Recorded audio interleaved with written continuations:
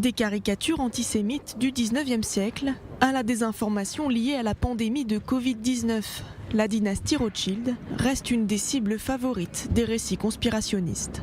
À travers une exposition consacrée à cette famille au musée de Vienne, les visiteurs peuvent tenter d'en apprendre plus sur cette famille, dont le nom suscite toujours autant de folles rumeurs. C'était une famille originaire de Francfort-sur-le-Main. Ils ont vécu dans le ghetto juif. Le père de cette famille, Mayer Amschel Rothschild, était un petit négociant en monnaie qui a gravi les échelons. Et il a eu 5 fils. Et ces 5 fils ont ensuite déménagé dans les villes européennes et ont ensuite construit l'entreprise familiale Rothschild. Le succès financier de cette famille inspire les caricaturistes. Le clan Rothschild devient alors le visage de l'industrie bancaire. Les Rothschild étaient très fortement liés à l'industrie bancaire naissante au XIXe siècle et étaient aussi très connus dans la population à travers la presse et les caricatures. Ils incarnaient aussi, pour ainsi dire, le visage de la banque. En 1848, la censure est abolie.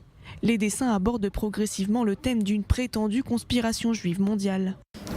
Au lieu de rendre les mécanismes spéculatifs du capitalisme responsables de certains échecs du système, on a désigné les Rothschild et on les a rendus responsables. Une théorie qui semble toujours d'actualité. On peut encore le constater aujourd'hui, surtout maintenant, avec la pandémie de Covid-19, que d'autres personnalités sont tenues responsables par les théoriciens du complot. Et le nom de Rothschild revient sans cesse, un peu comme un joker. À l'automne 2020, des publications partagées par milliers sur Facebook hurlent à l'arnaque du Covid. Elles affirment qu'un certain Richard Rothschild aurait déposé un brevet portant sur un test de dépistage du virus dès 2015. Cependant, cet homme n'a aucun lien avec l'entreprise Rothschild et si le brevet existe bien, la partie consacrée au Covid a été ajoutée lors d'une procédure de mise à jour en septembre 2020.